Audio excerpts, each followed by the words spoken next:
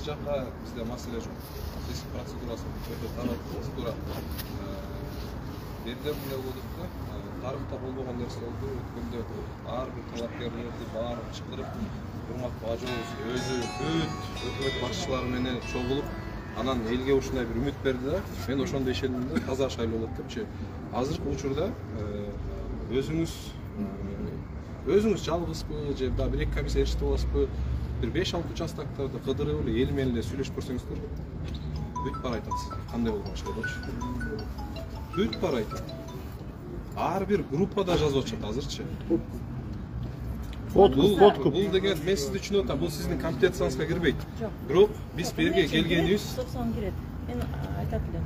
Эгерде мыйзам бузулар болсо биз ачык да, бардык арыздарды кабыл алдык. 9 арыз келип түштү. Анын 6-сы боюнча чечим чыгарылган. 3-өө дагы кароодо. Анын ичинде бир добуш сатып алуу боюнча, бир жана подвоз боюнча, жана бир дагы азыр дагы 2 арыз келип түштү. Анын баары каралат, коллегалар. Кайсы шайлоочунун атына келип түшүп атат арыздар? Ар кандай шайлоочулардан. Амира Ниязалиевага биз акча таратып атпайбыз ке. Тартып атпайбыз. Келиптин баарын көрүнүп атат. Кече эртеде чыгарды тартып бүт бар түшөгө бардык. Болобу ошолор боюнча. Алар автомат алынат деген билсин. Интернет тармактарында видео жүрөт. Мен атат атпаймынбы? Кароодо ички иштер органдарында добуш сатып алуулар боюнча 2 материал каралып атат. Тергөө жүргүзүлүп атат. Бир материал подвоз боюнча да. Урматтуу төрайым, биздин электрондук реестр сизге бир эле кайрылуу да. Ошону карасаңыз. Кечээ сиздин сөзүңүздүн ичине бөлүп койдум. Күч органдары жакшы иштеди. Табышты. Бирок тилекке каршы үстү жактан ким бут тозотот биз билбейбиз.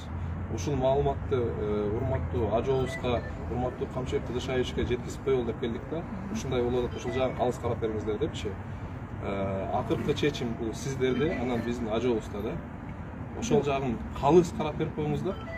Болгон эле. Биз бир сом таратпагандыктан дагы бир жолу шайлоо барганга биз даярбыз. Эгер ушул шайлоону жокко чыгарсаңыздар деле, ошол туура болот деп эсептейбиз биз. Биз кайра барганга даярбыз. Бирок мындай көрүнүч тарыхта ушундай бир шанс болуп атат. Бизде шайлоодо акча таратууну жойгонгучу.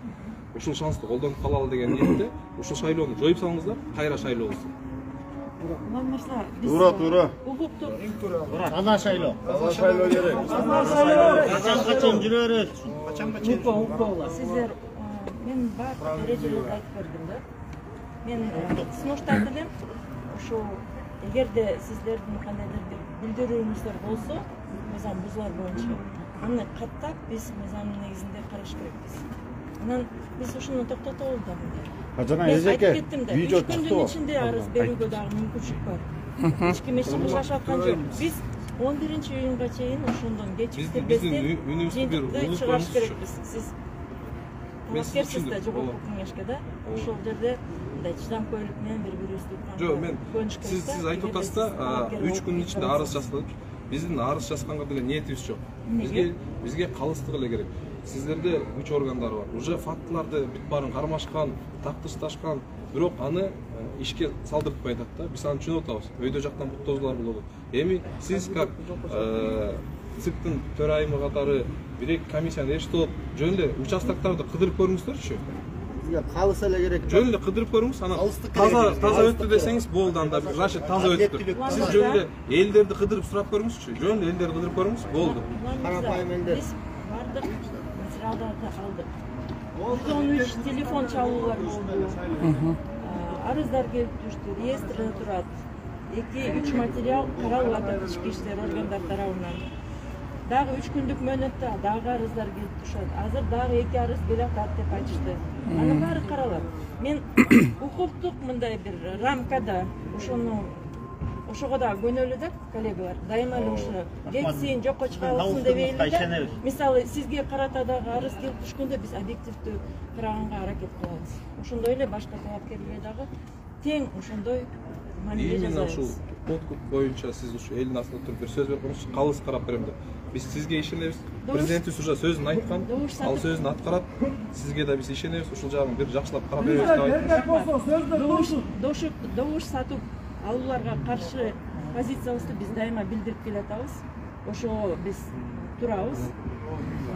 бардык арыздар калыс каралат. Биз СКка ишенебиз.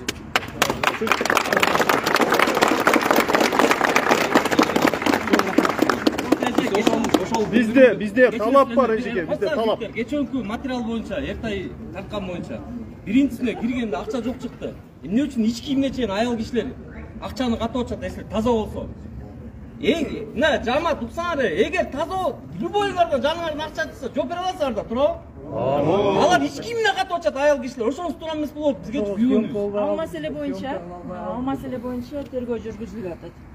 Көрдүңүздөр да, ошол экинчи видеодо дагы милиция кызматкерлери толугу менен тергөө жүргүзүп башташты.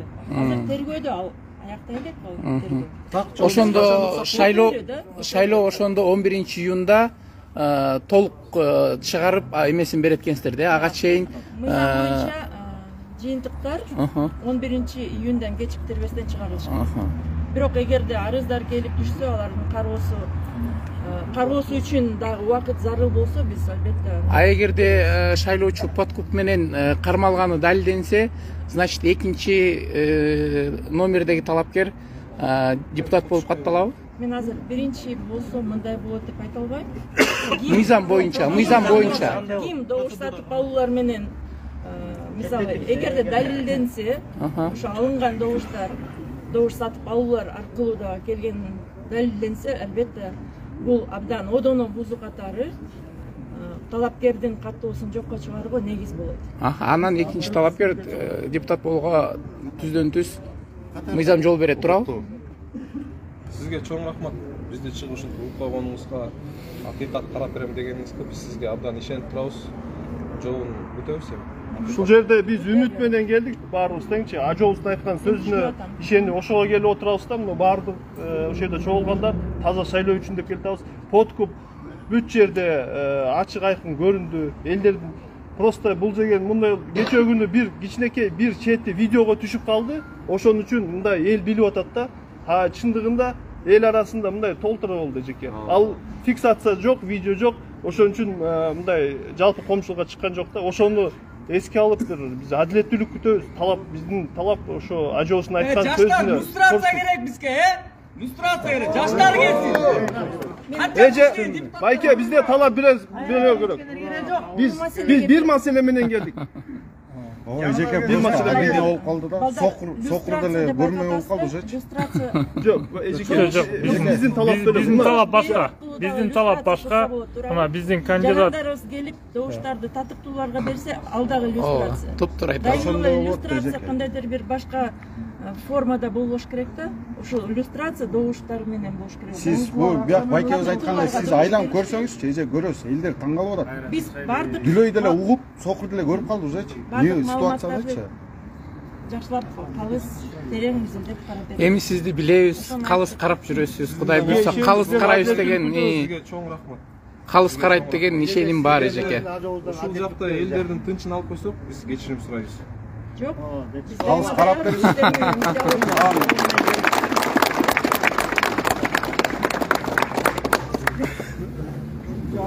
Урматтуу достор, урматтуу Facebook колдонуучулары, бул жака ошол шайлоо боюнча калыс акыйкат өтсүн деген эме менен мынакей бул жака топтолууда десек болот. Урматтуу достор, урматтуу Facebook колдонуучулары, так.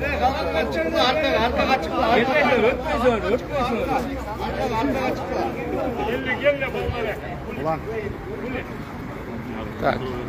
Бул ошондо бир эле талапкердин колдоочуларыбы? Бир эле талапкердин колдоочулары.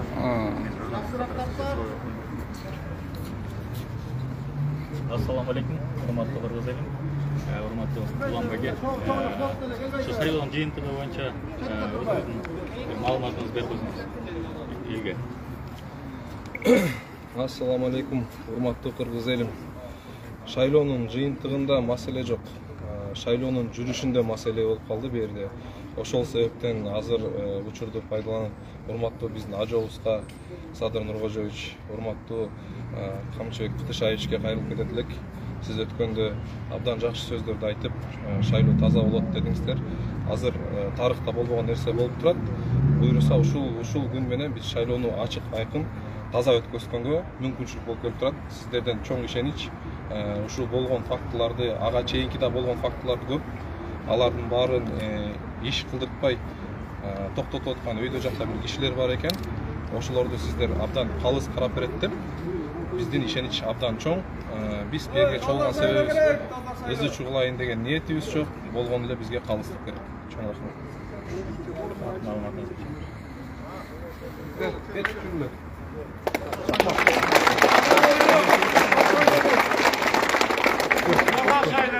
Урматтуу достор, урматтуу Facebook колдонуучулары, бул жака Улан Сариевдин тарапташтары келип топтолду десек болот.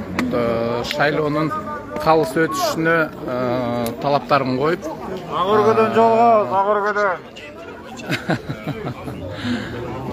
Мынакей элдер уже тарап жатат, өздөрүнүн талаптарын койду. Борбордук шайлоо комиссиясынын төрайымы чыгып, болгон суроолордун бардыгына жооп берди. 11-июнга чейин толук шайлоо жыйынтык эсептелинип чыгат деди. Азыр 3 арыз келип түшүптүр. Ошол 3 арыз Кудай буйруса таза ниет менен аныкталат деген. Улан мырза, менде сизге суроо бар. Сиз азыр мынакей борбордук шайлоо комиссиясынын төрайымы чыгып, сиздин суроолоруңуздун бардыгына жооп берди деп эсептейсиз. Эгерде сизден багы подкуп менен кармалгандар жазасын берсин деп атпайсызбы? Бул жакка кандай арыздар келип түштү? Сиздер тараптан да арыздар жазылдыбы? Дагы канча кишиден арыз жазылып келди ошол боюнча? Же сиз вообще арыз жазган жоксузбу? Мен азыркы күнгө чейин такыр арыз жазган жерим жок. Бүгүн биринчи жолу ооз-эки кайрылуу кылдык. Анткени биз президенттин сөзүнө ишенебиз. Анан жаңы эле чыгып БШКнын төрайымы айтканга да абдан чоң ишеничибиз бар. Буюрса таза чечилет деп ойлойбуз.